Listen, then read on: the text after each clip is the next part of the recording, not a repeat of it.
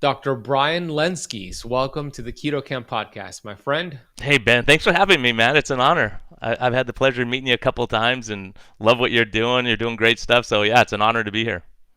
It has been a long time coming. I was grateful to share the stage with you 3 or 4 years ago before COVID, Low Carb USA Boca, and then recently at the Keto Salt Lake in Salt Lake City. And I love what you're doing. I love your work. Of course, your partner in crime, Dr. Tro, as well. And I always just love learning from you. And I think what you do really good, Brian, is yeah, you're working with individuals on a one-on-one basis and you have your clinic. So you're actually in the trenches, which is very important versus just looking at research and making some calls from that. But you're actually in the trenches. But secondly, you actually do a really good job at explaining human physiology and explaining the science for the average person to get. And that's going to be a big part of today's conversation. I love what you do. So thank you for joining. And here's where I want to start, Brian. Your story. How did you even become a doctor? What were some of the challenges going from conventional wisdom to more of a alternative functional approach? Yeah, it's just a crazy journey. I always had good grades. I played football and I wrestled in high school. Struggled with weight my entire life. My mom's side of the family is a disaster. All my uncles died in their 50s of heart disease and strokes and diabetes complications. So you're raised like that, and then food is that's what you go to when you're stressed, when you're happy, when there's a celebration, when there's a funeral, whatever it is, and that just becomes the lifestyle. And my family would make jokes about it. They go, "Hey, we just eat a lot and we enjoy life, and then we die young." It's like, well, I don't think I think I want to not go to med school and work hard and then die when I'm 38 or something. So I think part of that I started looking at, and the other thing I saw was one of my aunts, one of my favorite people, she started getting diabetes complications and kidney failure and vision problems, all these things, and I would see her at parties and she would eat cake and go, "Oh, my doctor said I could just shoot more insulin and eat all the cake I want." And so I started thinking that doesn't make sense. That just can't be right. And then she also had a bypass, which is a cardiac bypass, cabbage. And she said, "Well, it took me 56 years to get my first one, so now I think I got 56 years to have trouble again." And she would eat all these bad food, and you think, "Wow, it's that mindset is so hard to overcome." And so my story was in high school. I played football, and I'm 5'8", so I had to gain a bunch of weight to play football on the defensive line. Then I would lose 30 or 40 pounds to wrestle, and then I would gain it back again. So all through high school I was doing that because it was an advantage of being smaller for one-on-one competition, but then being bigger on a team competition. So then I figured I just messed up my metabolism. Studied hard, ended up going to UC Irvine undergrad, and I had no real desire to go into medicine. I thought I wanted to do something to help people, but I wasn't sure what I wanted to do. I was thinking about maybe physical therapy, doing a training, whatever, athletic trainer or something like that. And I went down to Mexico with some docs from USC. They were just residents that were going down to do a medical clinic. And my buddy goes, "Hey, do you want to go down there with those guys?" And I said, "Yeah, it'll be kind of fun. They're probably snooty doctors, but we'll probably have fun."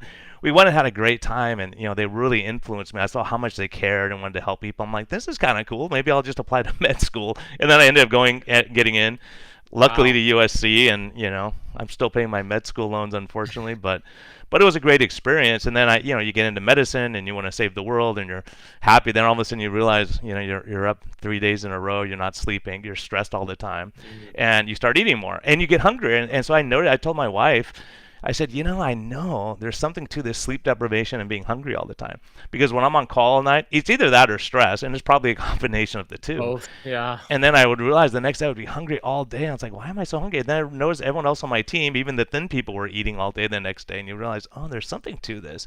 And now studies are coming out confirming that. Yeah, sometimes in medicine we make observations, and then you say, I wonder why that's happening. And that's why low carb and keto and all these things started coming my way, because I was noticing over time just throwing drugs at people with diabetes and hypertension and obesity wasn't doing anything. There was no good outcomes. And I'm thinking, this, all we do is think, oh, it's not under control. Next time they come back, give them this drug, and then you double this drug, and then you this, and you start realizing people are getting sicker. Like my aunt, you get sicker. That insulin doesn't make that sugar disappear; it shoves it into your body tissues. That's causing problems down the road. So that's when I started thinking about, I thought there has to be a better way than this. And then the other thing is, it's funny. I'd hear the functional medicine guys and chiropractors would say, well, we'll get you off all your insulin. And I thought, these guys are nuts. There's no way. And really, I thought these guys, this is like malpractice stuff. If you're taking people off insulin, that's impossible, because in 16 years, I never took anyone off insulin, right? And Wow. then, I think looking at observation, I saw one of my patients come in and he lost 30 pounds. He's still my patient today, actually. He's a great guy. And I said, what are you doing? He said, you're not going to like it. You're going to get mad at me. I said, well, tell me what you're doing. He said, I'm doing the fast diet. And I said, there's no such thing as a fast diet. If there was, I would be doing it. And he said, no, I fast 2 days a week. I don't eat any carbs those days. And then the other days I eat whatever I want. And he's lost 36 pounds or something ridiculous. I said, that's impossible. I said, if you starve yourself on Tuesday, then you must eat twice as much on Wednesday to make up for it. He said, no, I'm not hungry that next day. I have to force myself to eat. I go, that doesn't make sense. And so I started looking it up. I started researching. I'm like, it's working for him, so I'm not going to argue with my patient. So I said, let me look into this. So I did. And I looked into it, and I've come across, of all people, Jason Fung, who was talking about insulin resistance, metabolic disease, and fasting. And I think, oh my gosh, what's this guy selling? And I wait till the end of the video, and he's not selling anything. And I said, well, he's talking about fasting. Maybe there's something to this. So I started going down that avenue and looking. And I actually reached out to Jason, and he helped me a lot. He taught me a lot because I was at that time I was pre-diabetic, and my A1C was elevated 5.9. My sugars were running in the 120s, and I knew I was on that road, and I didn't know how to fix it because I was eating the ADA's recommended diet, and I was having green shakes for breakfast. My wife would get up, make me green shake. Now we laugh, so she was trying to kill me, right? But she's metabolically healthy, so she was eating green shakes and losing weight. I'm doing the same thing. We eat the same exact food. I'm twice her size, and I work out 6 days a week, and I'm gaining weight, and she's losing weight. I'm thinking, what is wrong with me? There's some metabolic problem, right? And you start having to look into it. And then, so that's kind of how the journey started. And then what happens, I started losing weight, and my patients were saying, Doc, you're losing weight. Your coat's loose on you and all that kind of stuff. And what are you doing? I said, well, I can't really talk to you about it. Right? But off the record, if you want to know, here's what I'm doing, but I can't recommend this to you, which is insane, isn't it? Yeah. That's what a story. And yeah, I know one of your big goals was to help Dr. Jason Fung out with his social media presence, wasn't it? Yeah, right. Yeah, right. Yeah, he's a legend. We love him. And, I want to know, because it's really respectable, Brian, and admirable, because you came across the truth, right? Low carb, intermittent fasting, and you were kind of hesitant to share it with your patients in a clinical setting, but off air, if you will, you would share it with them. But how difficult was it for you to start changing your entire mindset and entire practice? Because it's one thing to discover the truth and what really could help reverse these conditions, but the second step is to admit, I was wrong about this, I was wrong about that. Did you struggle with that? And how was that transition for you? Were you getting some backlash from your colleagues who were like, you're crazy the way that you thought about the chiropractors? Yeah, it's true. I did get a lot of backlash, and then, fortunately, I would flip the camera around to show you, but I have a bunch of old textbooks, and so my partner, who's an endocrinologist, would come in and go, Brian, what the heck are you doing? Like, you're crazy. I said, look, I've had 11 people come off insulin. How many of you had come off insulin? I had 11 people in 6 months come off insulin. That's when I was like, but the only reason I could do that, I went to Low-Carb USA, as a matter of fact, as we were talking, and there was Jeff Gerber, who's a Denver's diet doctor. He was there, so I had a chance to sit down and talk to him because I wanted to just talk to other doctors practice and say, hey, look, is this crazy? What are you doing? What's your clinical experience, right? I can't just jump on any fad that comes along and then I'm wrong. But I was seeing, and so all these people coming off insulin happened after I went to this conference. So that's why I love doing the Low Carb USA, because I love to pay back, because when I was there, I sat down with Ira Cummins, got to talk to him. I got to hear, some great stories about some of these docs who were doing it. Georgia Ede was there. Tons of people. And I'm thinking, there's psychiatrists, there's oncologists, there's all these different spectrums of medicine. It's not just about losing weight and diabetes, dementia, Parkinson's, all these things we worry about. I'm like, these are legit scientists, and they presented their data, and I said, there's data behind this, so I start looking at it, and I start having success, and the best success was, my old partner was giving me a hard time. He goes, Brian, this is, and he said, it's crazy what you're doing. And I said, why is that? Tell me why it's crazy, and we'll talk about it. And he said, well, diabetics, you have to, if they need insulin, they have to have insulin with each meal, and then there's usually a long acting that covers you all day to bring that top level down, and then you give mealtime to cover what you're eating. And I said, well, okay, let's say your patient gets up in the morning and they're on insulin 3 times a day plus a long acting. So breakfast, they get up and they feel ill and they can't eat breakfast. What do you do? He said, well, you don't give them insulin. Well, why not? Because they're not eating any carbohydrates. Yeah. Right? I said, okay, then what happens if lunchtime comes and they can't eat anything? Do you still give them the insulin? No, because they'll get low sugar. He goes, that's what I'm concerned about. They're going to get low sugars. I said, well, if they're not taking the mealtime insulin because they don't need it, they're not going to get low sugars. Yeah. He said, but the long acting will give them low sugars because they're shooting that every night. I said, well, then you come back on the long acting, right? Yeah. You just get rid of it. Yeah. Then you're treating the medicine, not the patient. You're treating Right. the medicine that you're giving them. So what are you doing? So Or they'll give them like little candies and things to get their glucose up if they go hypoglycemic. Like that yeah, happened with my dad. Carry around these candies just in case your sugars drop too low from the insulin. yeah, and you sharing your story about your dad really impacted me because I saw that. I saw the disasters, and I saw people coming to me. You know, a lot of people came to me and they already had an amputation or they already had kidney failure. They had all these things, and they would tell me, "Gosh, I wish I knew you 10 years ago. We could have prevented this." I said, "10 Yeah. years ago, I couldn't have helped you." Right? I didn't know this stuff. I mean, we were taught this is what you do, and all of our training came through pharma and food, basically, right? They say drink all the soda you want, just exercise more, right? Just go and exercise. You're just lazy. That's your problem. So we've Hmm. all bought into that. Then when you start realizing these people are smart people, I have PhDs, MDs, people who are very accomplished. They're not dumb people, and Yeah. they're gaining weight. I'm one of them, and so I say, how can it be that I'm doing what the right thing? Because it's easy to say the patients aren't listening to you, and that was always the feeling is they're not listening. So the classic thing is this: we know insulin makes you gain weight, and it's classic to see arguments because we know type 1 diabetics are skinny. Naturally, they're skinny because they can't absorb sugar, and they just pee it all out. Type 2s, when they first get diagnosed, lose a bunch of weight, right? Because they can't make insulin anymore, and then when the sugars are really high, and then they lose weight because they're peeing out. Their body's doing last ditch effort to get rid of that extra sugar. So when you see that, how do you feel? Terrible. I'm peeing all the time. My eyes are blurry, and they got all these. And people who are diabetic will know what I'm talking about. So it's just so interesting when you start looking at the history of medicine and say, what did they do before we had insulin? They put them on a low carb diet. That's the treatment. So now we get meds, and you say just give everyone meds and just keep adding and adding and adding. And what I was getting at is when we put someone on insulin, for sure they're going to gain 10 or 20 pounds. Anyone out there who's on insulin listening knows that when you first go on it, you're going to gain weight. Part of it is because you were peeing out all that extra sugar and you're totally dehydrated, but also it's because that insulin is going to grab the sugar and shove it into your fat store, shove it into your liver, shove it into your tissues, Yeah. and your sugars come down, but you gain weight. And then when they come back to us, a month later, and we say, "Hey, you gained 15 pounds. What's wrong with you?" "I don't know, doctor. I'm doing what you're telling me. I'm doing the ADs. Right? I'm doing what you told me to Exactly.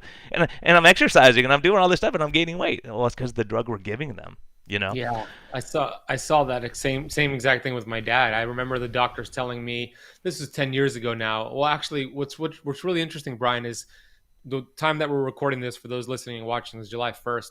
It's actually my dad's birthday today. He would have Wow. turned 89 years old, right? And he passed away from the complications of diabetes in August 2014. But what I remember with my dad, because I didn't really understand diabetes or any of the things that we're talking about today, I just, took him to his doctor's appointments, got his medication. I remember one appointment, might have been 2012.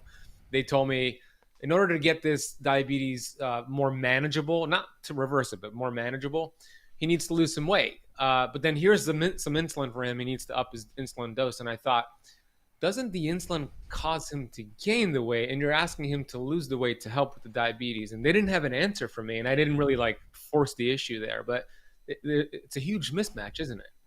It's a huge mismatch, and that's the problem. And Jason Fung was the first to tell me that. He said, "Brian, how do you manage diabetes?" And I told him, "Here's what we do." And he said, "Okay, when you have someone come in that's a newly diagnosed diabetic, and by the way, for us taking people off meds, that is the ideal patient. They're motivated, they're ready to go, they don't want to be diabetic, and they haven't had all the disaster of high sugar for the last 30 years. It's a lot harder to reverse it that way, right? To get you back metabolically healthy."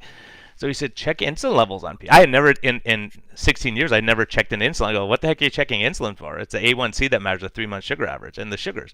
He said, check the insulin. You'll be surprised. And so I started checking insulin. Every single one of my diabetics. And that was the aha moment for me was, as we talked about going to Low Carb USA, and Ira Cummins, we were talking about stuff, and he was talking about some of the protocols they do for checking insulin levels. I'm like, what the heck are you checking insulin levels for? And he says, basically, there's a huge correlation with the high insulin levels in cardiovascular disease. And he had data to show that. I looked at the studies. There's some great studies. One from the country of Colombia, which I use daily in my clinic to show patients how much of an impact high insulin level has. Mm.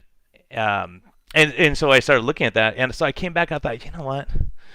I'm gonna see if these guys are true or what they're saying. So every patient I had in my practice, and there weren't very many, maybe 8 people who've had a bypass or multiple stents, right, that were non-diabetic. I checked their insulin levels. every single one of them had astronomical insulin levels. Every single one. One was a 115-pound, 82-year-old female, right? And you think, oh my gosh, all of them have high insulin. So maybe the insulin's the problem. And it's the same thing. If you go back, there was a big study in diabetes called the Accord trial. And what they did is they said, okay, let's control our diabetics very strictly and keep their A1C very low, like in the normal range, and see what happens. Mortality went up, all-cause mortality, heart attacks went up, everything got worse. And the conclusion they came to was, we don't want to control the sugars too tightly because it's going to cause problems, right? But the problem was they were using insulin and these big dose medications to bring the sugars down, and that was the problem. It was the medication that was causing the mortality, higher insulin levels. It's wild. And no one made that conclusion. No one looked at it because no one was even now, I'm telling you, I would say close to 100% of my patients have never had an insulin checked before, and then we get it, and I have people that we can predict. That's because you talked about me being a frontline doctor and making clinical observations, but the problem is there's people like Ben Bickman who's doing great work at BYU, and he had data, but no one looked at his data, no one cared about it. And when I looked at it, I said, oh, that explains exactly what I'm seeing. So because of his research, but if you don't apply it to, if we don't get together with the academia guys and apply it, we'll never know. And so when you start looking and say, wow, we have 10 years to predict diabetes is coming before, you don't just wake up with diabetes one day, unless it's an autoimmune problem or type 1 diabetes, totally different than type 2 is what I'm referring to. So yeah, it's very, very intriguing. So yeah, I did take heat. Cardiologists I took heat from, a lot of people in town because it was low fat. And I said, look, they're low fat, but their sugars, their A1C is 10. They're in trouble. We got to fix that A1C problem. That is, and their insulin's through the roof, But the idea of saying your insulin's really high, but it's not working anymore. Jason Fung has a perfect example, and that this one, when you say that I simplify things, it's because of people like Jason Fung, Tim Noakes, people who get it enough to say, oh, it's like this, it's like a tractor or whatever. You come up with analogies that people can say, oh, okay, it makes sense. So he was saying, Brian, if someone came to you, right, and they were drinking 12 beers a night, and they go, Doc, look, I like getting drunk, but now I've been drinking 12 beers a night every night, I can't get drunk, what should I do? So my choice is either saying, okay, then have 14, 16, 18, 20, keep going higher until you get the effect you want. Or you could say, hey, you know what? That's a lot of beer. It's going to affect your liver, and you're going to gain weight, and you're going to feel miserable, you're going to have heartburn. Why don't we cut you down to this? Let's taper you down for over the next couple of weeks. And then in a month, when you go have a beer with your husband or wife or friend, you just need one. You'll feel it because you won't be resistant to it anymore. And he said, Brian, this is the same thing with insulin.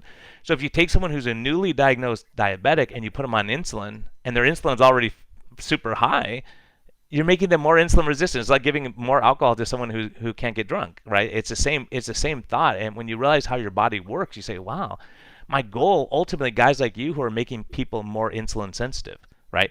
Lower the insulin level, then you don't need as much of it to get the effect that you want. And that's what we're learning, through muscle hypertrophy, watching your stress, getting enough sleep, all these things, changing what you're doing, not smoking, all these things that we realize are beneficial, but it seemed like no one's really looking at those things.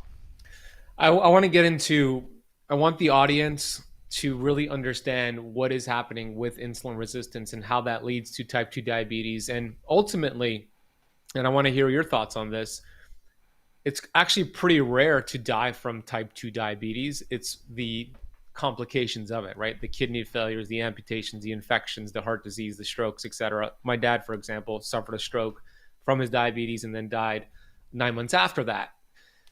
But this happens 5, 10, 15 years before that type 2 diabetes diagnosis, which is just looking at the A1C.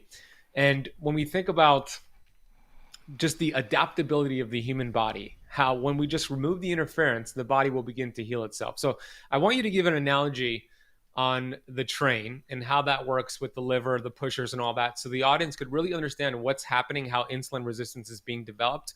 But I also want the goal, and I think this should be both Brian and I's goal, by the end of this conversation, everybody who's listening or watching this interview, as soon as you're done, you request a fasting insulin from your doctor. That should be the number one action step. So go ahead, Brian, talk about what's happening with insulin resistance. Yeah, and I will tell you, a lot of organizations, big HMOs will not order an insulin. 2/3 of my patients are from a major HMO that most people would know about, but they won't order an insulin level. They just won't do it because they don't understand the science. And I said, I'll be glad to. It would hurt my business, but I'd be glad to come talk to you guys about it so you can help your patients. No interest. They don't want they don't want to hear it because it's not the standard of care, right? Right. So it's really, when you look at it, if you think about, if you have a train, or we'll just do it as a train. So you have a train and you have 100 seats on your train, right? So overnight, while you're sleeping, your body's going to empty the train out. So the people on the train are sugar, right? So overnight, your liver, which is your train, is going to be releasing sugar. So during the day, when you're eating a bunch of sugar, it goes on your train, right? So it's people getting on the train. When you burn it off by exercising like what you're doing, you take people off the train because it's going from your liver to your muscles, and that's a safe place to store it as glycogen. The problem is if you're sitting around all day and you're not doing anything, your muscle glycogen is pretty much full, and then you eat sugar all day and you have to snack 6 times a day like they're telling you, then all of a sudden you're filling up all your reserves. And then what? It has to go into your fat reserves. Once your liver's filled up, it goes to your fat reserves. And then if you run out of all those reserves, now you have diabetes. It stays in the bloodstream. But you don't want sugar in your bloodstream. So the analogy would be, if you have 100 empty seats on your train, you get to the first stop and there's 10 people there. No problem. That would be the analogy of having like strawberries for breakfast or something, right? 10 people get on the train. You still have 90 seats left. You're good to go. You have 100 seats on the train. You have 90 left. Then you get to the next stop, and all of a sudden now you have 120 people there. And you think, uh-oh, I only have 100 seats. Now I have 130 people to put in 100 seats. Okay, 30 can stand in the aisle, so you let people stand in the aisle. Now you get to your next stop, and you're having a smoothie and orange juice and a Coke or something, right? And now all of a sudden you have 5,000 people waiting, and you're like, uh-oh, my train is almost full. So when I get shoved 30 more people on, and what you do is you hire these guys that anyone who's seen the trains in Tokyo, the bullet trains, they start shoving people in during rush hour. So you have 3 or 4 guys just shoving people on that train, which is your liver. It's already full. Now you have to hire more and more insulin to try to shove people on top of it. And then you get your next stop, and there's a bunch of more people, and you think, oh no, now what am I going to do? My train is full. We cannot push any more else, or we're going to make them into juice, right? The train is packed, and everyone's on top of each other.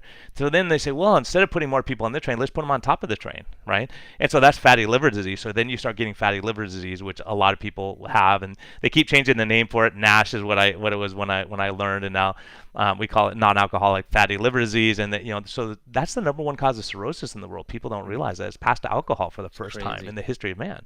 So diabetes, Cokes, and all that. So you're shooting insulin, you're taking all these cookies and all doing your stuff, and it's shoving in there. Now you got fatty liver disease. Now your liver cannot work well for a lot of functions, immune system. There's a lot of functions the liver does which are very important, right? Memory, for getting rid of toxins. There's a lot of problems with fatty liver disease.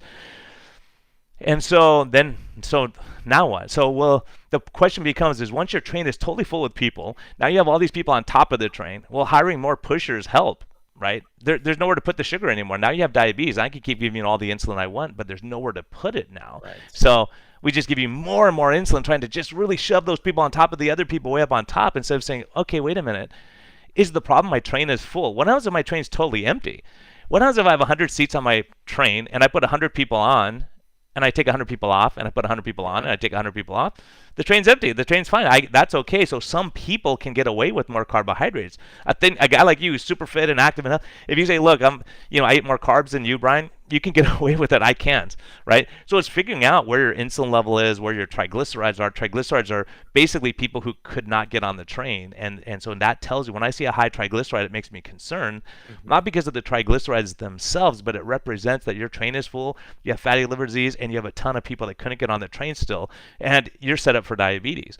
So most diabetics, if you look at their lab work untreated, they're going to have really high triglycerides in the 300 to 500 range, sometimes over the 1,000 range.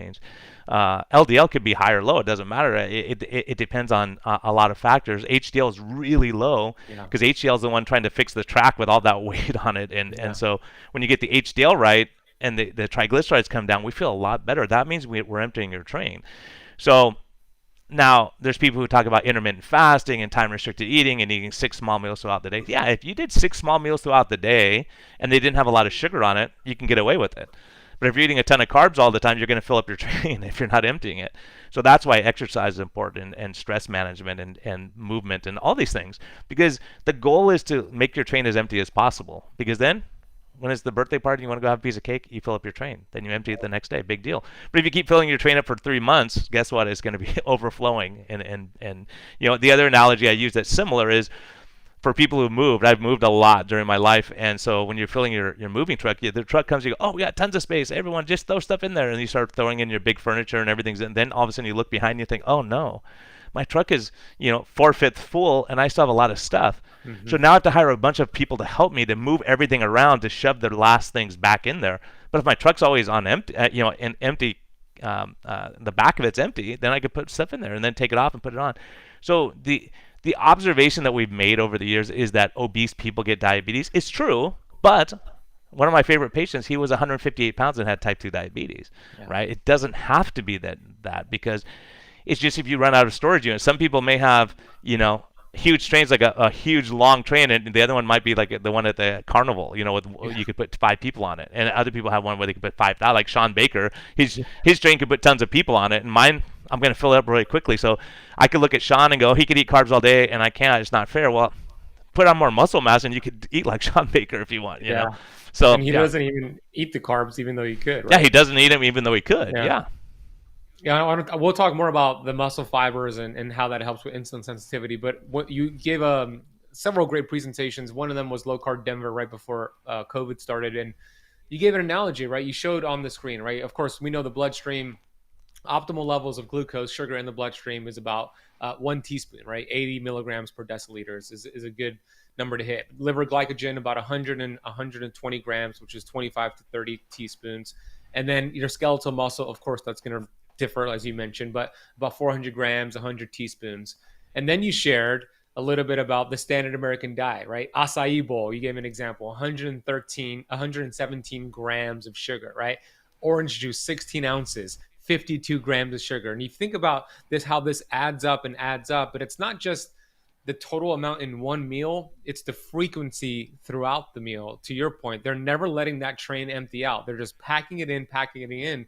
And I have a colleague of mine, Brian, his name is Dr. Don Klum. He's a chiropractor. He did a patient population survey where he had hundreds of patients write down every time they ate something, meaning the definition of that was anytime they raised glucose and insulin, right? And the average was 17 to 23 times per day, okay, wow, in that population survey. If you're eating 17 to 23 times per day, even if it's healthy, almonds, kombucha, protein bar, you're going to spike glucose and insulin throughout the entire day and pack that train. And that's what we see essentially with people here in America. 88% of American adults are unhealthy. This is exactly what's happening, isn't it? Yeah, I call it the Walmart phenomenon. If you go to Walmart, anyone who's been to Walmart or Costco or something, you go and you got like $300. I didn't get anything. Yeah, but okay, this was 2, this was 5, this is 7. And they go, you got 300 things. Yeah, it's going to add up.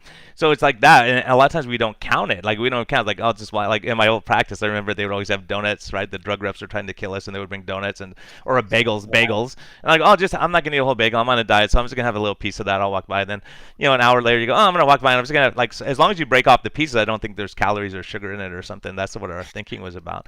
But, you realize all those things add up during the day. By the end of the day, you had 4 donuts, right? But you split it up. But it's probably better to split it up like that than eat 4 donuts at one time, because that huge flux of sugar is a problem. And I hear you talk about it, a lot of people talk about it's the liquid sugar that's the big problem. If you're drinking high fructose corn syrup, and sodas all day and orange juice and smoothies, all that sugar overwhelms your system, and your body has to spike the insulin to get rid of that sugar. Right? Whether you're and this is the thing that I had to learn, because I had a guy that was 150. He was 158 pounds also. And I get his labs back, and this guy was leading expeditions across the Grand Canyon. He's in his mid-70s, 6-pack abs basically. He was very, very fit. And so I get his labs back, and I called the lab. I said, "This is a mistake. That's not my patient. You switched the blood." And they said, "That's him." We double-checked. We checked his wristband and everything. That's him. He has full-blown diabetes. He weighs 158 pounds. And so I called him. I said, "What's going on? I mean, how can your sugars be so high?" He goes, "Okay, doc, I'm going to change my life now." I said, "What are you doing?" He said, "Well, I'm leading expeditions across the Grand Canyon, so I wake up in the morning, I have French toast and syrup and orange juice, and I take 3 Mountain Dews with me on the trip because they're easy. I'm having trail mix." So even though he wasn't fat, he was burning off that sugar, but he still had to spike his insulin to get rid of the get the sugar out of the bloodstream after Yeah, eating, right?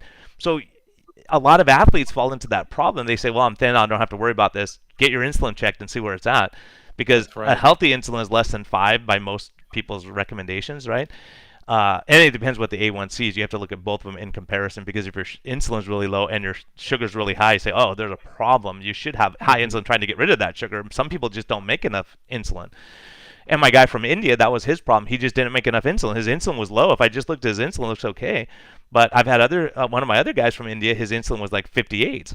And I go, oh, Mhm. you're in trouble. And I predicted he was going to get diabetes, and he was vegetarian. And he goes, how can I Mhm. get diabetes? I'm vegetarian. I said, you're eating non-bread and rice and mangoes and Right. juices and all this stuff. It adds up, and you're eating too much sugar. You have to cut the sugar. And he cut his sugars, brought his A1C back down, and went back to his old diet, and now he's diabetic. And now I just saw him in January this year, and he's an absolute machine. He's working out, he's taking care of himself, he's watching his stress level, and his A1C is below normal from That's amazing. from being way high, like in the 9-10 range. Now he's That's at awesome. 4.2 or something. It's Yeah. incredible.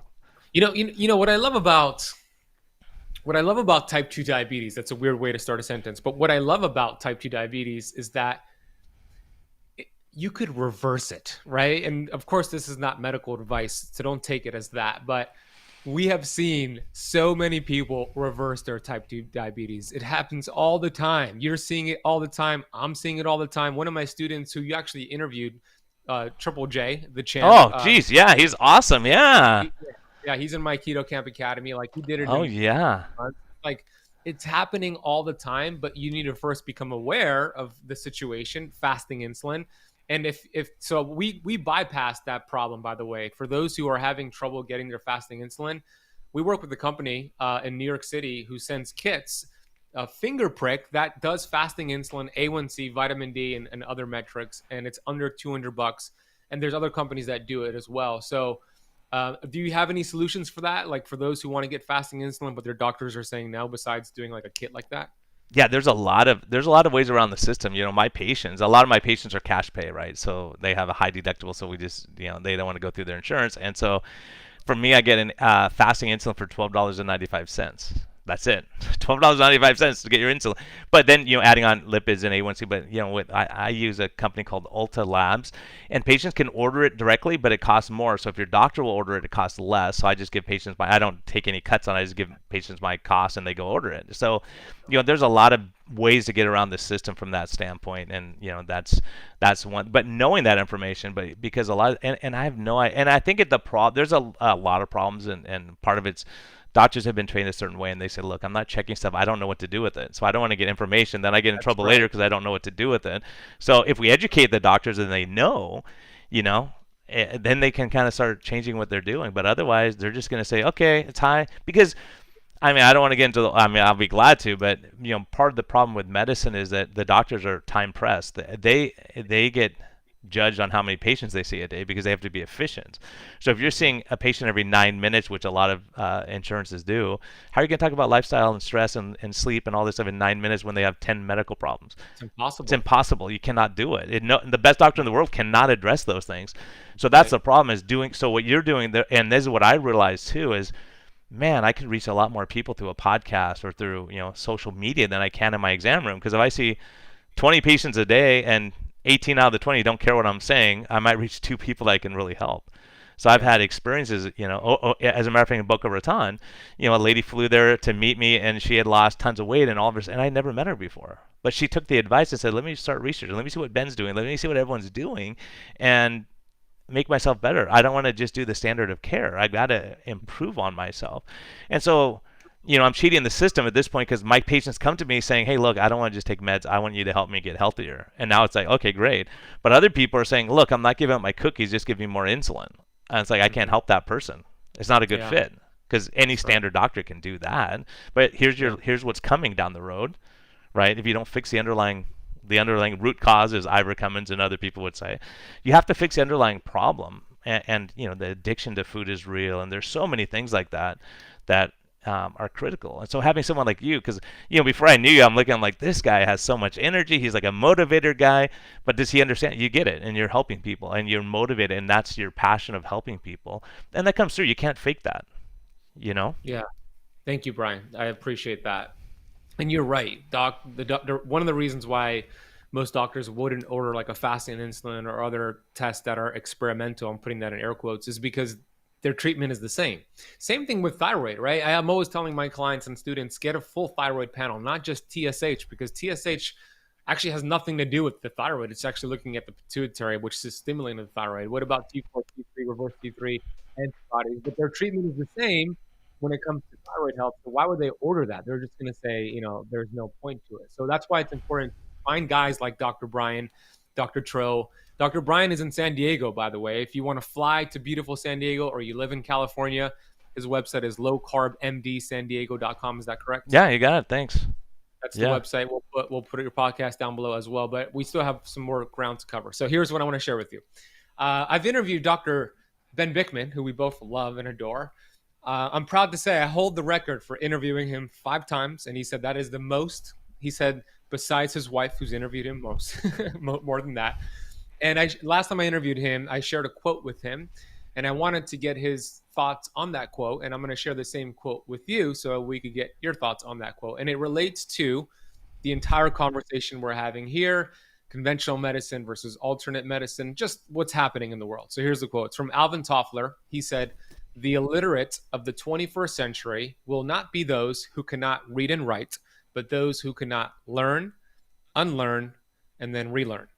So I want to hear your thoughts on that. Yeah, absolutely. And that ties back to, I wanted to touch on what you said earlier. It's like, you asked me, hey, what did you do when you're saying, okay, you told patients for years not to skip breakfast. You have to eat 3 meals a day. That's the most important meal of the day. You got to get healthy whole grains and all this stuff. It was very easy for me. Once I saw the results, it was very easy for me to say I was wrong. I was wrong. I looked at that's what we were taught, and now I'm looking at the data, and I'm learning from Jason and Fung, and I'm listening from, I was wrong. If you're eating 6 times a day, let's cut back to 3 and see what happens. Can we skip the meals in between? And so I've seen some miracles based on that. So you have to, and I think that point is it's critical. And in medicine, the curses of medicine, most doctors want to blend in. You do what everyone else is doing. But what happens if everyone's doing the wrong thing? And at some point you have to step up and say, gosh darn it, this isn't working. I had to step up. And I realized I would take heat for a long time, but then I said, the only way I can really show people I'm doing the right thing is my outcomes. Like, look at my patient. Look, and the cardiologist, and it would happen all the time. I would debate it with cardiologists saying, look, we know Dr. Unwin, who's doing great work in the UK, and I just want to make sure people know that he did the sugar model. I learned a lot from him on how much sugar's in each food, right? And you could put it up there and say, oh my gosh, I didn't know there's that much sugar in white rice. That's a big surprise for everyone. In French fries, because people say I don't eat sweets. Well, you eat a lot of sugar still, even if you never eat sweets.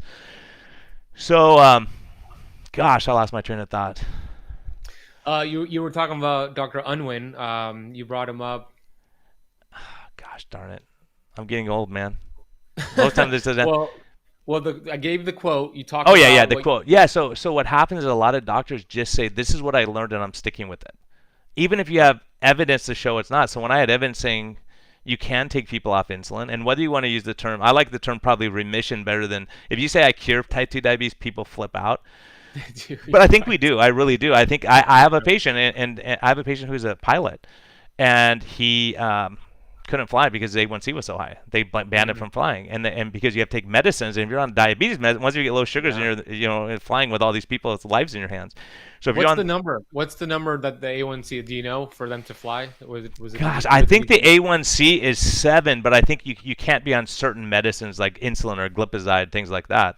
So they'll allow a pilot to fly if their A1C is up to 7? I believe so. I don't know the FAA. Some pilots will correct me on that, but I know he was over that limit, and he was on medicines. They said he couldn't fly. They grounded him. So he said he found Jason Fung. He found us, and we said, okay, let's see what we can do. And we got everything normalized. He got a letter from the FAA saying we no longer consider you to be diabetic. And so when people say you can't cure diabetes, I'm like, if you no longer consider, like if they say you no longer have cancer, I get assumed that I'm cured of cancer. Pretty damn close. Yeah. So I'll take it either way. If your A1C is running 5, okay, we'll take it. I'd say you're in permanent remission, hopefully, right? And so because the reality is this, the reason it's not a cure is the fact that you got type 2 diabetes already shows you're predisposed to getting it. So if you gain 30 pounds again, then guess what? You'll probably get your diabetes back. And then, the other point where I lost my train of thought was this. So I've started looking at the data, and there's great data from Dr. Unwin about high insulin levels. He said if we get the insulin under control, then blood pressure gets better while we taper medicines, right?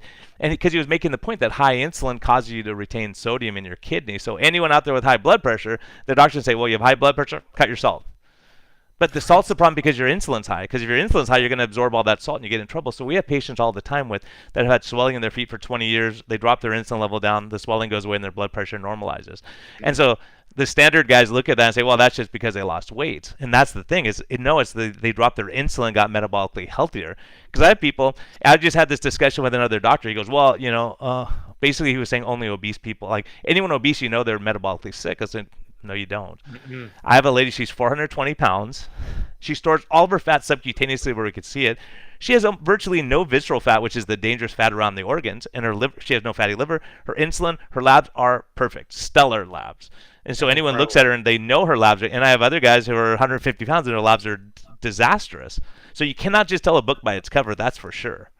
Yeah, that is so interesting. And yeah, I acknowledge you again, Brian, for seeing the truth, seeing what works, and making that decision to change your ways. And that's what it's about. Like, I'm constantly, just like you, learning new things, well, unlearning things, and then relearning things. Like, for example, I just updated my entire second pillar in my academy because there's new research that came out on fasting and different strategies. So I took all these videos down and re-uploaded new videos. It's like, that's the way it should be. The science is never settled. Things are always changing. We're never going to understand. I believe we're never going to understand how amazing the human body is and all the amazing things that it does. So I acknowledge you for that. I think it's absolutely amazing. I do want to talk about muscle fibers, and it's having more muscle, the role of muscle in longevity, the role of specific muscle fibers and insulin sensitivity, and why you believe. And I know Dr. Ben, I don't know, is he a doctor? Yeah, Dr. Ben, he's not a medical doctor, but he's Yeah. double PhD. He's one of the smartest guys around. Yeah. Yeah. Say his full name again. Ben Bikikio. Like I always butcher his last name. Dr. Ben Bikikio Yeah. talks a lot about so share a little bit about muscle fibers and insulin sensitivity. Well, Ben Bickman, just to give a background again on Ben, who we've been talking about. And so I said, I actually met him at Denver, and I'm in the gym, and it's me and Ben Bickman at like 6:30 in the morning. I'm like, oh my gosh. We didn't know each other. I go, hey, Dr. Bickman, how are you doing? I'm Brian. And he goes, yeah, Brian, I love your podcast. I'm like, oh my gosh, you listen to my podcast? I was like, oh no, like I'm stressed out now. I'm like, oh geez. He goes, no, I love it. You guys are spot on. I'm like, oh, thank you. So if he agrees, then I feel a little bit better about what we're talking about. He could have lectured me for 2 hours. But I said, Ben, look, if I want to live a long life, what do I got to do? And he goes, okay, Brian, 5 things, right? He goes, number 1, don't work. And at this time, I'm working 16-hour days, and this is why I changed my practice style. I was working 16-hour days, trying to write all my notes all weekend. I was working all the time, and for doctors, we hold that as a badge of honor. That hey, I only slept 3 hours last night. How long did you sleep? 4 hours. You're lazy, and you don't realize how detrimental that is to everything, right? So entrepreneurs too. Entrepreneurs hold that as like a badge of honor to be proud of that. No, a lot of people say, oh, I don't need sleep. Well, let's see how your mental functioning is with sleep and without, and how hungry you're going to be, and how your hormones work, and how your weight loss goes. Because I think you and I talked about it. I talked to a couple people when we were in Utah about what's more important. If you have to for exercise, guys, I go, what's more important, sleep or exercise? They're like, if you have to prioritize, get your sleep. That's right. It's pretty amazing, right? That's pretty amazing because I would say, okay, I'll get up at 4:30 and work out so I can get my exercise in, and so he said basically number 1, don't work yourself to death, and next, basically, don't be a stressed out, angry person who doesn't sleep, all those kind of things. Then he said, eat real food, cut out the processed food, right? And then he says, exercise regularly, and don't smoke or drink to excess. He said all of those things, if you do it right, will lower your insulin. He said it's about having low insulin. And then Ben Bikikio, who's a friend of mine, the exercise guy, says, no, it's all about muscle mass. And I say, well, and let me think who's right here. They're both smart guys. So is it mutually exclusive? No. The more muscle mass you have, as we talked about with Sean Baker, the more muscle mass you have, the more insulin sensitive you are. You don't need that much. If you're working out, you don't need that much insulin, and in some cases, no insulin to get sugar into the muscles. Mm-hmm. And we could talk offline about a patient I have that's extremely remarkable. Like his story is unbelievable, but there are ways. If you're running on fat mostly, then how much sugar do you have to push into your muscles to exercise and be active? And I'm telling you, there's some great research that I happen to be privy to. Tim Noakes, Jeff Bullock, they're coming out with some studies that are just mind-blowing on exercise performance and low carb and keto, right? And doing it the right way. And so it's going to be really interesting research. But yeah, you look at that. So Ben's workout is type you stimulate type 2B muscle fibers, which are very insulin hungry. So when you do his exercise, your muscles are very active. Now there's a lot of exercise that you can do, really maxing out sprinting work, but if you're 400 pounds, it's gonna be hard to sprint. So what his exercise is a slow workout. So you could just go there and do light weights, like slow up and down, and you don't rest on the way down. A lot of us do like this, but it's Right. just doing Yeah. it. It's slow, controlled, and by doing that, you burn your muscles out. And I've seen it because I wear a continuous glucose monitor, and I would see my sugars flat. So no matter how much sugar my liver kicked out, my muscles would soak it up after that workout. Meaning, Mm. you've depleted your glycogen stores to such an extent, and you're just doing one set. You don't have to do it for 5 hours, right? So the other trend that's happening now, and I think I would love to hear your input on this too. I've been toying around with zone 2 training, meaning you're training at a lower, like it would be generally 180 minus your age, and you try to keep it at that level. So it's a wimpy exercise. Like you're going really slow, like barely either jogging or walking on the treadmill. Yeah. But over time, you could do more exertion to keep your heart rate at that same level, and you recruit more mitochondria. There's a lot of, and I know you talk a lot about mitochondria, and that's a really important topic. If you recruit or produce more mitochondria, then when you really need it, you can really push it. And so there's talk about the guys doing the Tour de France. They're exercising at a low level. They're not good. And then other days they do the interval training. So we don't know. I don't think we really know. But I asked Tim Noakes about his. I just interviewed him last week or 2 weeks ago. Last week, and he said, when you see the data, because I said, am I wasting my time doing zone 2? Should I just do Ben's workout? What's the best combination? And I think it's going to be, and there's always individual variation, Of right? course. There's Obviously, always what Sean Baker is doing is working for him. I'm not going to go, oh, yeah. Sean, you got to change your program, or what you're doing, obviously working. So I'm trying to catch up with you, right? So you go, what works for me ultimately? Do I like to do more sustained exercise? Do I like to do more weights? But putting muscle mass on is never going to be the wrong answer, because one of the biggest indicators of survival if you end up in the intensive care unit is if you can stand up from a chair by yourself. If you can Yeah. stand up from a chair by yourself, I think I don't know the exact numbers, but it's something like 96% survival rate, no matter what the damage was. But if Wow. someone has to to pull you out of a chair and you can't do anything, and it takes all their force to move you to another chair, your chance of survival goes down to like 16% or something. So then it's hospice, right? If you're older and you get these kind of Right. injuries. So it's really critical. Plus, you don't even think about it, like not falling and not hitting your head, and all these kind of things that breaking a hip. If you have a lot of muscle mass, you're going to have a better chance. Yeah. So what I'm getting at is both of them are right. The more muscle mass you have, the longer you live, and there's data on that. The lower your insulin is, as long as your sugars are normal, the longer you live, right? So you look at it, and I think, and I just had Asim Malhotra on. I don't know if you know. He's Of a course. Yeah. yeah, He's great great. guy. The UK. Yeah. And we were talking about that, and he was saying the same. And I was making the point. I go, you could talk about the Piapi diet, you could talk about Mediterranean diet, but it's a lifestyle.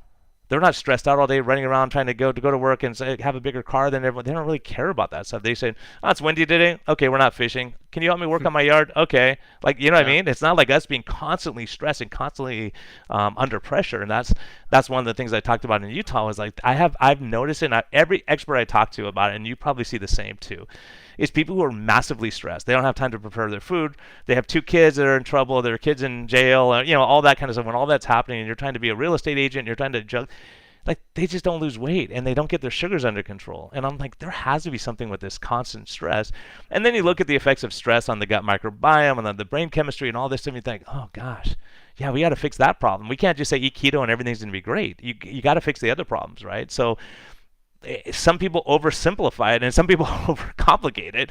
But it's Yeah. like, okay, what can I do? Because I was looking at, when I talked to Ben that day, I said, okay, of those 5 things, what do I have control over, right? I was driving an hour to work and back every day, so I was like, okay, if I live closer to my work, then I could have time there and have more time with my wife and kids, and my favorite place is home, but I had stressful days every day. So you start looking at those things and say, what can I do? If my boss is a jerk to me every day, well, maybe I need to look for a new job, right? Hmm. Maybe I start looking for other stuff or fixing my relationship or all those other things that play a role, because what we've observed is the people who fail, Tro and I have, and he brought it up first, so I'm just parroting what he said because it's true. The number one cause of failure on people trying to change lifestyle is stress, being Hmm. under chronic stress. Number two, lack of family support. So if you're trying to Hmm. eat low carb and exercise and, no, don't go work out with Ben today. Let's just go eat cookies and hang out. Okay, we'll do that. So if you have someone, Hmm. no, we're going, let's go. So when we have couples doing it together, they crush it, you Yeah. know, It's that so peer pressure. Yeah, and what I've seen is when you start to make changes, you're becoming a threat to everybody in your life who's not making those changes. So that's when there you get the peer pressure. It's It's easier for them to drag you back down than for them to change. They start to feel threatened from what you're doing. Yeah, and they feel convicted and they go, "Oh gosh, I don't want to eat pizza unless you have pizza." And I have it happen Right. all the time. It's very interesting. But if you're and Triple J made that point. He said when I was eating cookies and donuts and all this stuff, people would never say anything. And he was Right. morbidly obese and diabetic and all. But when it just started saying, "Oh no, I don't eat chips. I don't eat," they're like, "That's too radical. You're It's too weird, crazy." right? Yeah, Then and he's like getting that's healthier and he's weird. coming off his meds, and everyone's giving him a bad time. It's like, wow, that's pretty remarkable. Like Yeah. how people think. It is remarkable, and it's a completely paradigm shift that we need to really implement because we have a lot of work to do. We know the stats. We know that the University of North Carolina put out that study in 2018 that showed only 12% of American adults are healthy before COVID. That's probably worse No, it's now, worse now. Yeah, there's no doubt about it. much Stress, worse yeah, now. stress, not Because sleeping, the worried. stress part, yeah, the loneliness, the stress part, that's going to contribute to that.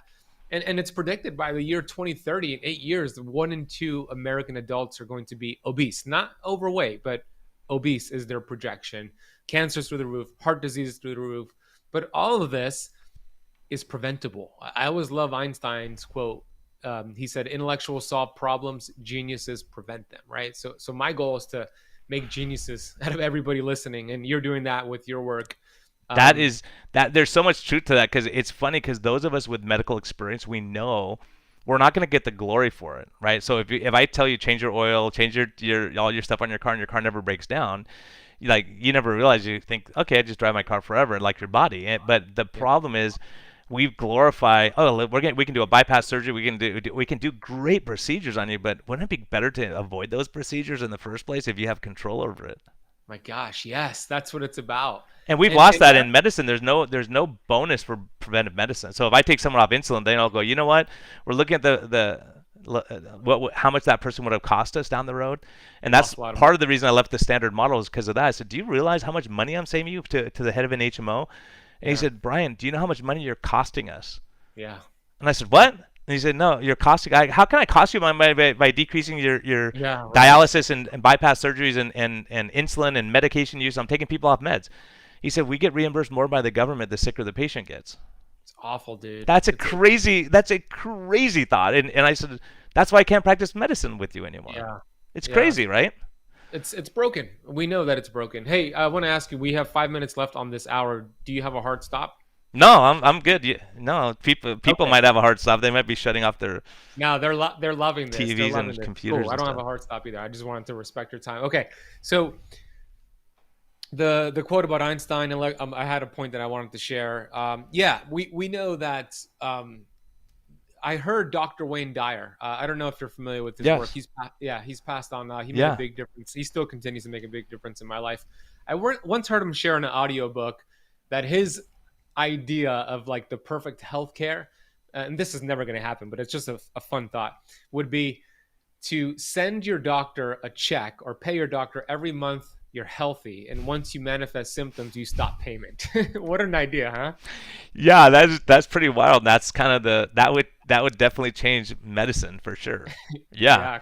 Yeah, Yeah, and because it's where it is. And I was just thinking that this morning. I said, okay, if I want to get a certain diagnosis to go up in the United, if I go, look, I get paid $1 for everyone who gets diagnosed with this problem. What do? I give every hospital group or hospital, I give you 50 cents for making that diagnosis. So people, Mhm. I get 50 cents every time I make that diagnosis, and you will not believe there's certain diagnosis codes that will pay a ton of money. And you're like, really? All I have to do is check their pulse. If their pulse is low in their foot, I get paid twice as much. Okay, I'll check everyone's pulse now and make sure. Oh yeah, it's low. Seems low to me, right? So that's the problem. There's a conflict of interest, and that it's a big That's it. problem. So my incentive now is doing direct primary care. Is like, look, you're paying me every month. You can come in 100 times if you're sick, and I'll help you. But that frees me up for the people who we get healthy and on the right track. I don't have to see them as frequently. Hmm. And it's like AAA. You don't need AAA every day. You call them only when your car breaks down, That's right. right? So That's right. if I get your car running fine, then I have an incentive that your car runs right, right? It's totally backwards how we're doing things. And I think there has to be changes coming. People are fed up. I mean, I talk to people every day. Patients are just, yeah, they're so disillusioned with medicine and the hospital system and how we do things and how our guidelines are happening. And so I think there's going to be doctors rising up who say, hey, look, we got to let's get you working out with Ben. How much money does that save the healthcare system? Someone just coming to you, learning nutrition, learning, making themselves better, and letting them. I think the big thing, and you bring this a lot, and I think out of your experience with your dad too, you realize I can help people not go through what he went through. Professor Right. Noakes says the same thing. Gary Fettke says the same thing. All my friends in low carb, they're saying, "Gosh, dang it! I mean, these guys all sacrificed a great deal so that you and I could be talking now, really." Hmm. That's Really, because true. they took the arrows. I mean, everyone went after these guys because they Yeah. stood out and said, "No, we're not doing it right," you know. But I think and once you start realizing, yeah, we can really help people, and we can help ourselves too. And I think what I was going to say is giving people hope and saying, look, we can put you into remission. We can get your numbers better. We can get you off meds. Not making false promises, but saying we can do it. And Yeah. it's funny because conditions that used to give me stress. Because people would come to me at my old practice and they would have fatty liver disease, diabetes, hypertension, obesity, and you look and you're like, it's a train wreck, right? And that's probably Yeah. why I came up with the train analogy, because train wrecks, like, I don't like train wrecks. Yeah. But you go, okay, now I look and I go, oh, you have high insulin levels. We can fix that. If we Yeah. work together, we can fix that. I know that's fixable. Like to say, oh, your car's broken down, but we don't have that part, we can't get it. Too bad. Right? Hmm. No one wants to hear that. You want to say, hey, yeah, I've done this 100 times. Here's what we're going to do. Let's get the game plan. Let's work together and do it. Right? But the patient has to be ready, and we have to be ready. We have to be that support, and we have to figure out the most difficult part is this part, the brain, right? Hmm. Like that's what you do is figure out the brain's like, how do I motivate you to get to the gym? How do I motivate you not to eat those cookies? How do you look at and see if it's worth it or not worth it with what you're doing? Yeah. So Yeah, that mindset part is so important. And on my podcast, we talk a lot, not just about keto. I bring on people to talk about the mindset, how to set boundaries, how to have conversations with people in your life so they're on board with what you do. I remember Tony Robbins speaking about this topic of, your two futures, right? If you're struggling with symptoms or struggling with relationships or whatever it is, you have challenges in your life and you don't change, like go ahead of time and look at what your life would look like 5 years from now, 10 years from now, 20 years from now. Like live in that future of what will happen to you as things continue to go down this wrong direction. So you live in that pain and experience that. And then he talks about, okay, what happens if you make a change, if you do low carb, if you do intermittent fasting, if you work with Dr. Brian, what does that future look like? So he puts both futures in front of you, and essentially we're in control. It's decisions that we make. And a lot of people think it's going to happen overnight. I want to drop my A1C overnight. I want to get my fasting insulin down overnight, but it took you many, many years to get there. So we need to understand it's not going to happen overnight, but you can continue to get better. But something that can happen rapidly fast is fatty liver. And I know Dr. Sivas has something that you shared about fatty liver with what he's seen on those scans. Could you talk about that? yeah, I mean, he was. We were sitting there with Gary Taubes, and we were talking about fatty liver disease, what a problem it is, and Rob kind of just arrogant. I didn't know him at the time. Arrogantly says, "Yeah, I don't do surgery with people with fatty liver disease." I said, "What kind of surgeon are you?" Gastric bypass and liver transplant. I was like, "Everyone has fatty liver disease. What do you do, surgery on 1% of the people?" He said, "No, we cure it, then we do the surgery." I'm like, "What do you mean you cure it? Like, how long does that take?" 3 days, probably sooner, but we only check at 3 days. We do biopsies and ultrasound. I'm like, what? What do you do? 2 days of ketogenic diet, 1 day of fasting in the hospital. It's amazing. And you go, what? I'm like, and Gary Taub said he called the BS card. He said, impossible. That's not true. And he goes, here's my data. You want to see it? I have it on my laptop. And you think, holy cow! I mean, that's pretty dramatic. And he has some great, great insight into these things. But obviously, that's I mean, he says he has 100% reversal. But you think, okay, what if it takes me 3 weeks? Is that better than not doing anything? Like, do you just say, this is what I got, and I'm just gonna, getting that diagnosis is really scary for people because we know what fatty liver disease you're metabolically sick, and you're metabolically sick, your risk of dying of all these diseases that we worry about these days goes up. So Yeah. can we fix that problem? Yes, and that's why a lot of us got frustrated with public health not saying, hey, we can make you metabolic. We've had 2 years now, guys, Mhm. right? We've had 2 years to make ourselves healthier. So some of my like I see my patients and like I look at them now compared to 2 years ago, they were sitting ducks to die of COVID, really. And then Wow. 2 years later, I look at them and say, I feel a lot better about your chances, right? You're off your insulin, your meds are because I talk to the world experts and they say, look, the biggest scare we have is high sugar, high insulin, Mhm. obesity, but it's not all obesity. Like we said, there you can be obese and metabolically healthy, and you're going to survive this darn thing. Mhm. But it's the visceral fat and the high insulin, the high inflamed state before you get these things. So you have to look at it and say, what's my bet? Like my job as the doctor is to look and say, what's the most likely thing to kill you? Or kill me? What do I need to work on? So at that time, when I talked to Ben, it was stress. And I thought, okay, I'm going to take a big pay cut. I'm like, I've done that before. I can deal it. I talked to my wife, and she said, get out there, do your own thing. I'm like, you know how much we're going to be hurting? She goes, yeah, but in a year we won't be hurting, right? Yeah. If you believe what you're doing, you do it. And so it's amazing. Sometimes you have, even if you're in a bad relationship and you're getting beaten all the time, at some point you have to say, okay, I got to make a change. We either go get counseling, we got to figure this problem out because it's non-sustainable. And so Mhm. for me, I knew it was, even though I was making good money, I knew it was non-sustainable. So I would rather take the pay cut. And I'll tell you, just for people listening who are struggling in their career path or relationship stuff, we had dinner with our neighbors the other day, and my neighbors would, just so you know my background, my neighbors would tease me because I would leave in the dark and I'd come home in the dark. And my Wow. neighbor said, "You save so much money, Brian." I said, "How's that?" And he said, "You never have to wash your car. We never see it. It's dark when we leave and it's dark when you come back, so you never have to wash your car." And I was like, "Wow, that's kind of crazy, huh?" And so we had dinner with my neighbors, and they asked my wife, they go, "Brian, don't say anything. Linnell, what changed since he changed his career path?" And she goes, he's a different person. He's laughing Mhm. more. He's not stressed. He's not. When you're under chronic stress, it's not good. And I knew it wasn't good. But what do? You got med school loans, and you got responsibilities and family obligations and all those things. But yeah, getting your priorities right, and that's why life's best medicine. I love saying I talk to all these people, and really you say, where do you go to when everything's, and I'll get to ask you all this stuff, so I'm excited to have you Yeah. on pretty soon. But it's like, say, where do you go when everything's terrible, when there's no hope and the world is falling apart and you think there's things aren't going to get better? What do you do? Mhm. Do you look at your intellect? Do you pray? Do you go to yoga? Do you go work out with Ben? What do you do? What do you do when things are tough?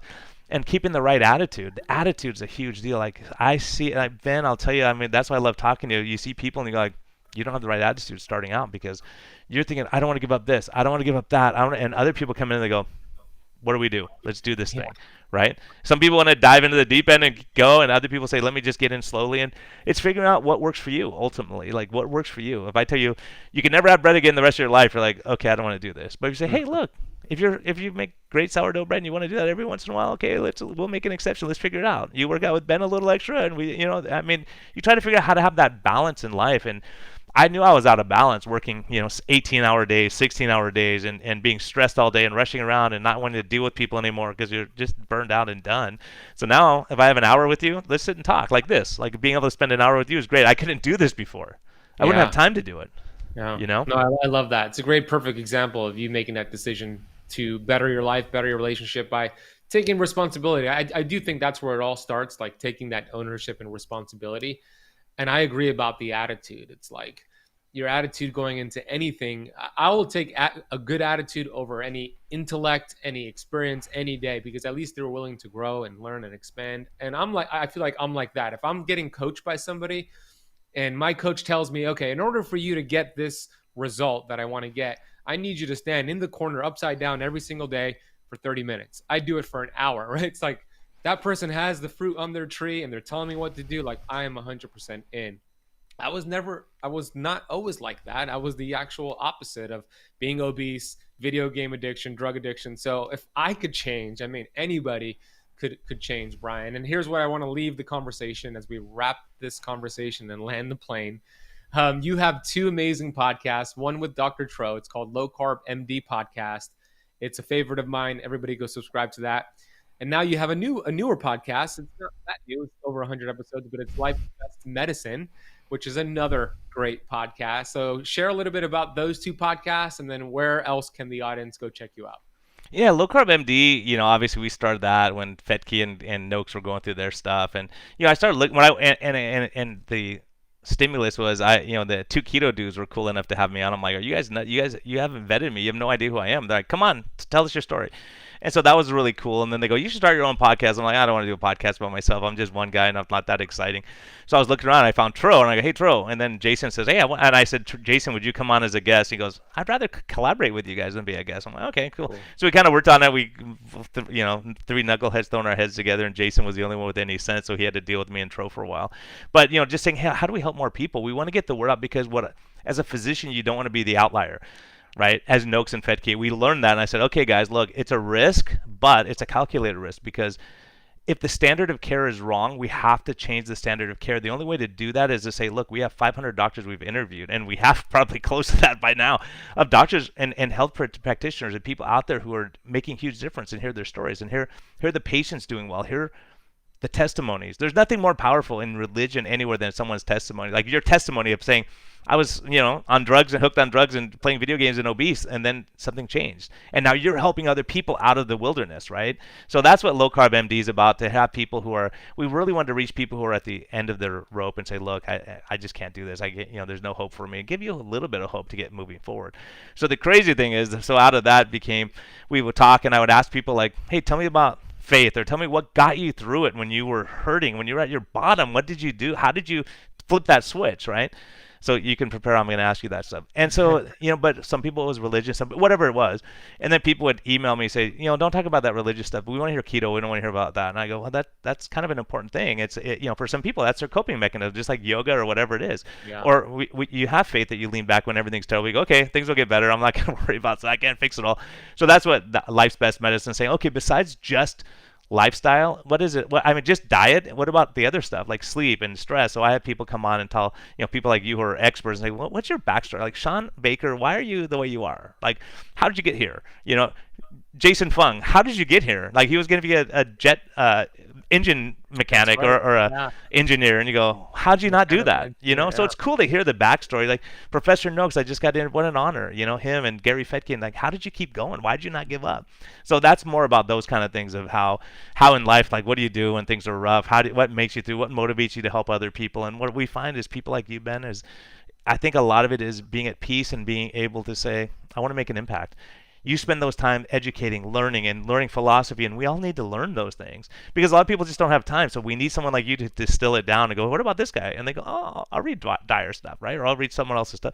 So I think it's so important to realize, look, and I've even gotten heat from some of the low carb people. Why are you talking about all the other stuff? I'm like, that all contributes because I'm seeing the patient. I have to look at the whole patient, not just what they put in their mouth, because the stress and all these things we know makes you fail. We have to address. If you don't address stress, good luck. Mm-hmm. Or hectic life, or how do we simplify things for all of us? I know for myself, we all know, how do I, what can I do? Where do I set, like you're talking about setting boundaries. What do you do to have a better life, right? Just because you don't eat cookies isn't going to make your life great. If you're a jerk to everyone, you're mad at everyone all day, and you're bitter because you can't eat cookies, right? So you say, well, man, what would work for you? So I think all those things, that's kind of the long-winded answer of what it's about. But I love them both. They're both like, it's just so great to learn like you're doing. I pick up little things from each guest, and I go, oh, and it makes me a better doctor. It makes me a better person to say, oh, I never thought about it that way, Ben. And having people like you, and I think all of us hopefully are the same. If we're wrong and we get new data, we say, new data's come along, we have to address that, like you did, taking out all your videos. One of my friends did that too, and he's a sports nutrition guy here in San Diego, and he was annoyed with me because he changed his whole nutrition. Then Ben Bakikio comes along, he had to change his whole exercise, and all these people are looking at him like, have you lost your mind? You changed everything you're doing. And so people like you, I respect that because it's not easy. It's a lot of time and expense to change those things and make sure you're up to date with the newest research. So keep up the good work, man. Honored to be here with you. Yeah, thank you, Brian. And you went from, being concerned about one podcast to now having two podcasts, which is awesome. So everybody go subscribe to both of the podcasts, Low Carb MD and Life's Best Medicine. Dr. Brian's website is lowcarbmdsandiego.com. Any social media you want to send them to? Yeah, I'm at Brian Lenzkes on I think on Twitter and on Instagram, but I'm not as prolific as you on Instagram. You guys were trying to teach me that stuff. I'm old. I'm trying to get back in there, but I like it. I like it a lot. So yeah, I'm at Brian Lenzkes on both. We'll put everything down below. Brian, I want to acknowledge you for your amazing work, research, just how you show up in this world. I connected with you the moment we met and the moment I saw you speak, and I just love what you're doing. You're an authentic, genuine human being who really cares about the world, cares about humans, and you want to make a difference, and you are. So thank you for your time. I look forward to more conversations with you. I look forward to going on your show and just keep doing what you're doing. It's helping a lot of people. All right. Hey, thanks, man. Same goes to you. I love what you're doing, and it's an honor. I was like, oh, he's going to have me on. He doesn't realize he's taking a big step down. But no, it's great. It's great to be here, and I'm glad everything you're doing and the motivation you have and the impact you're making. We all work together. We all have our niche. We all have things we can contribute. Some people won't like my style. They'll like your style. So, hey, find the person, if you're not happy, like you're not getting results, find the person who's going to get you motivated and get in your mind. And probably the most important person is you. That's and right. realizing, okay, what do I want, and don't lose track of where the end goal is. And I think that's great advice. Be patient. It's not going to happen in a week. You're going to hear stories everywhere about these miracles. I lost 50 pounds in a week. Not going to happen, Mhm. right? Without an amputation, probably. But Right.